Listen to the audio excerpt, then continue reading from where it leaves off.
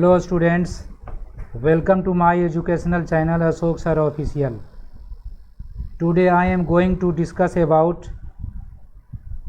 chapter number 4, which is unit 2 algebra. The chapter is linear equation in two variables. So be ready and let us proceed to chapter. देखिए, सबसे पहले यहाँ पर ये समझें कि लीनियर इक्वेशन है क्या। आप 9th में इसके पहले भी लीनियर इक्वेशन 8 क्लास में भी इंट्रोडक्शन पढ़े होंगे। यहाँ पर भी देख लेते हैं लीनियर इक्वेशन है क्या। तो सबसे पहले पॉलिनोमियल पर आते हैं। Polynomial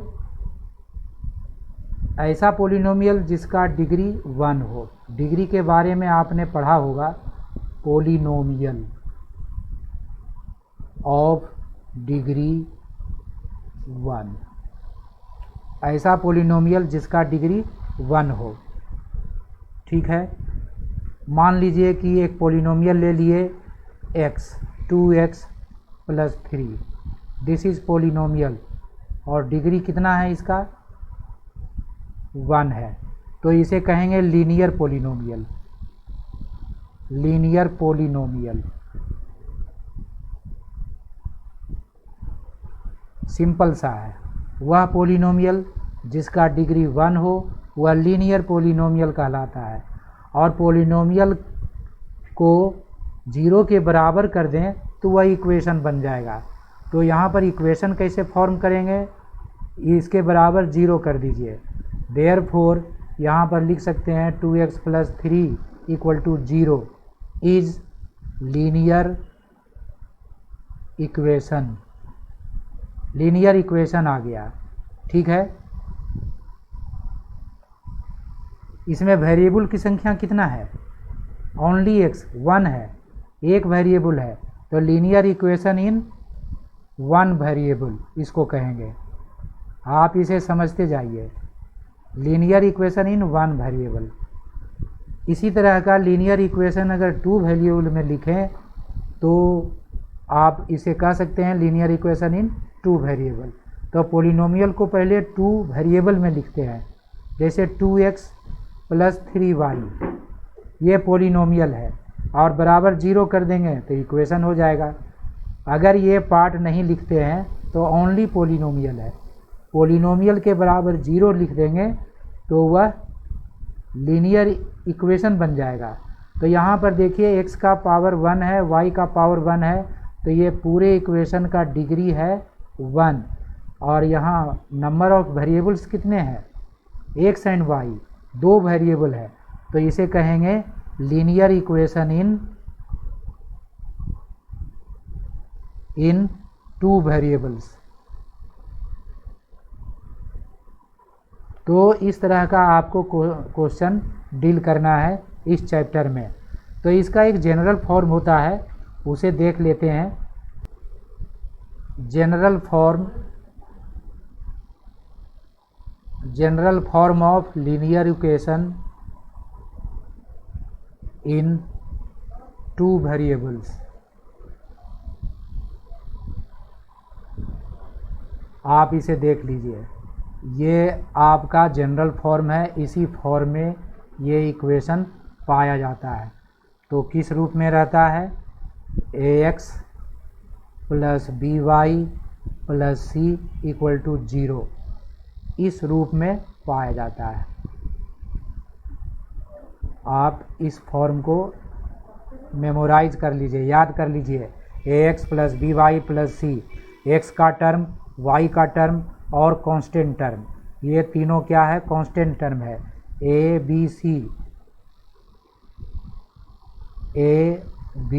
c are real number. ठीक है, जहाँ क्या है, a b c real number है।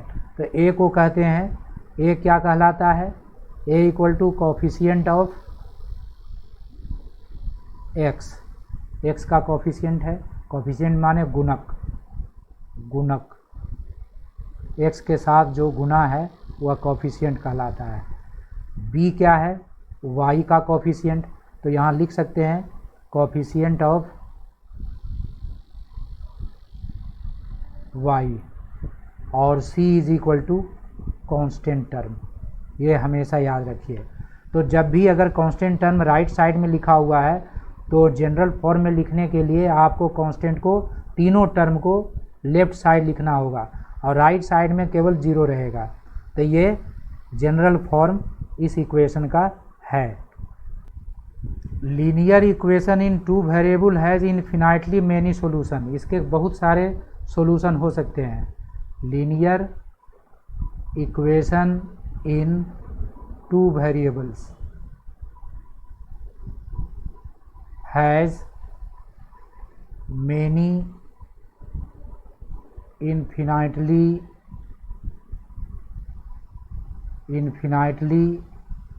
many solutions। ये समझ लीजिए कि कोई भी लीनियर इक्वेशन टू वेरिएबल में है, अकेला एक इक्वेशन है, तो उसके मेनी सॉल्यूशंस होते हैं। अब जैसे इसका मतलब क्या है, इट मीन्स आप ये जान लीजिए, for any value of x there is different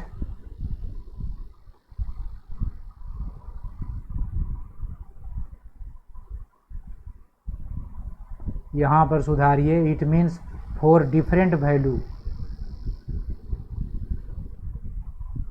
values of x there is different values of y. तो एक्स का डिफरेंट वैल्यू पुट करेंगे तो वाई का डिफरेंट वैल्यू मिलेगा। इस तरह से एक्स के जितने वैल्यू डालते जाएंगे वाई के उतने वैल्यू निकलेंगे। तो इस तरह से कह सकते हैं कि इसके मेनी सॉल्यूशंस होते हैं, कोई लिमिट इसका नहीं है। एक्स के जितने वैल्यू बदलते जाएंगे वाई का भी वैल्यू बदलता जाएगा, तो जितना चाहें उतना वैल्यू आप फाइंड कर सकते हैं। तो इससे जुड़ा हुआ जो क्वेश्चन है वह एक्सरसाइज 4.1 में है, उसके सॉल्यूशन में देखते हैं कि किस तरह से इसके सॉल्यूशंस को किए जाते हैं। आते हैं एक्सरसाइज 4.1 में। इस क्वेश्चन में वर्ड में क्वेश्चन को लिखा गया है, आपको इक्वेशन के फॉर्म में लिखना है, आपको इतना ही करना है। The cost of notebook is twice the cost of pen. Notebook का कीमत पेन के कीमत से 2 गुना है। तो ये जो वर्ड्स में लिखा हुआ है उसको आपको इक्वेशन के फॉर्म में लिखना है। Write a linear equation in two variables to represent this statement. इस स्टेटमेंट को लीनियर इक्वेशन में लिखना है। यहाँ हिंट दिया हुआ है, नोटबुक के कॉस्ट को x माना गया है और पेन के कॉस्ट को y माना गया है। तो आप भी इसी तरह से मानिए और x y के फॉर्म में इस इक्वेशन को लाइए। आइए आते हैं सॉल्यूशन में। मान लो let cost of a notebook equal to rupees x and cost of a pen equal to rupees y। तो अकॉर्डिंग टू क्वेश्चन कहता है, क्वेश्चन क्या कहता है, नोटबुक का कीमत पेन के कीमत से 2 गुना है। तो यहाँ पर लिख सकते हैं cost of notebook equal to 2 times cost of pen. Cost of notebook को हमने माना है x और पेन के कीमत को माना है y, तो 2y हो गया। तो दिस इज़ आंसर। ये इक्वेशन के फॉर्म में है। आप इसे थोड़ा सा सोल्व कर सकते हैं, क्योंकि आपको जनरल फॉर्म में लिखना है तो सारे टर्म एक साइड होना चाहिए और राइट साइड 0 होना चाहिए। तो आप वैसा कर दीजिए। ये भी आंसर अगर लिखते हैं तो ये भी सही है, लेकिन थोड़ा सा इसमें करेक्शन कर दिया जाए, x minus 2y equal to 0। तो ये आ गया जनरल फॉर्म में। राइट साइड केवल 0 है और लेफ़्ट साइड बाकी टर्म है। इसमें कोई कांस्टेंट टर्म नहीं है, इसलिए इसे नहीं लिखा जाएगा। तो दिस इज़ आंसर। आसान है।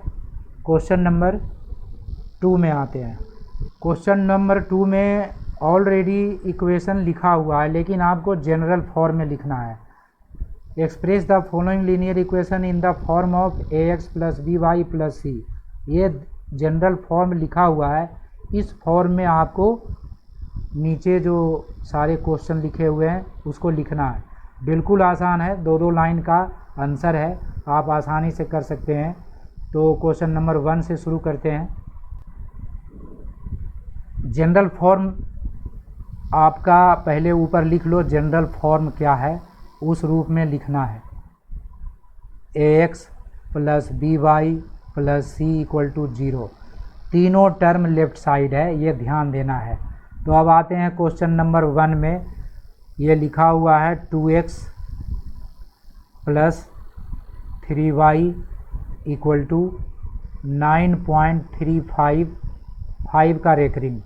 तो देखिए ये c है, कांस्टेंट टर्म है, ये राइट साइड में है, इसको लेफ्ट साइड कर देना है केवल, ये हो जाएगा।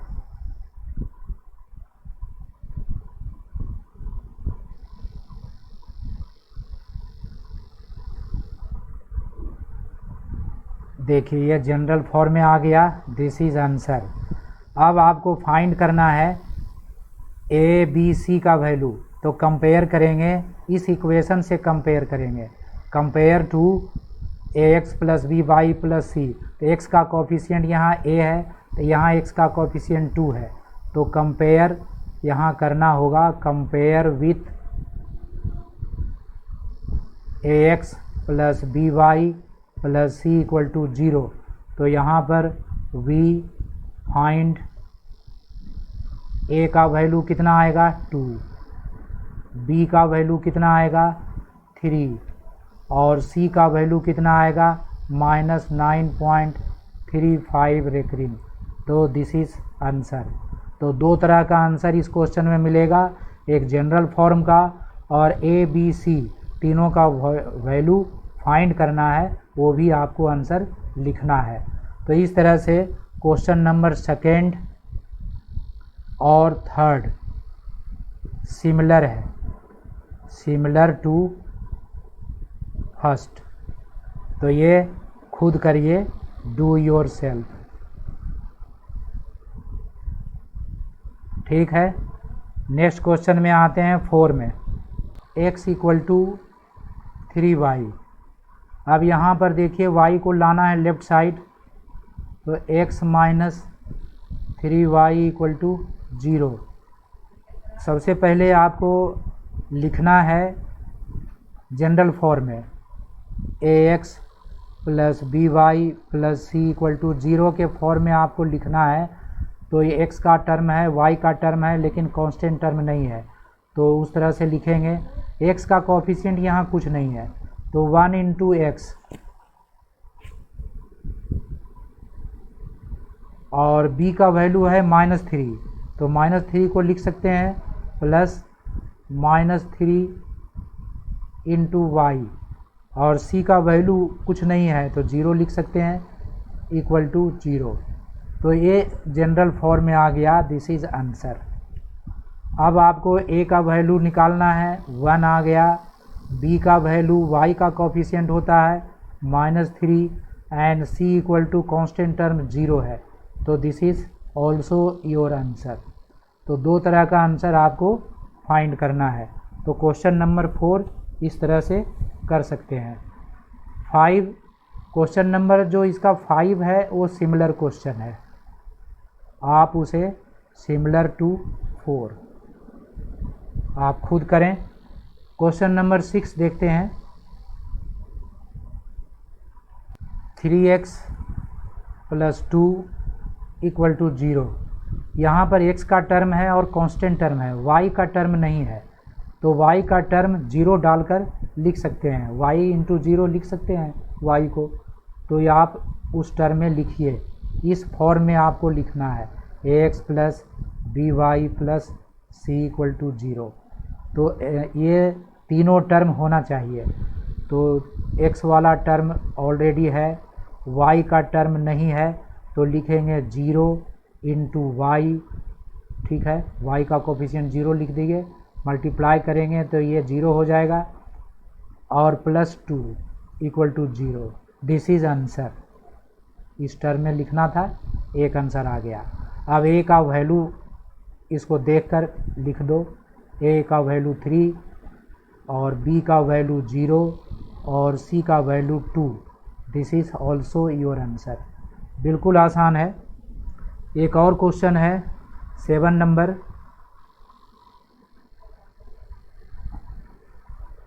y minus 2 equal to 0।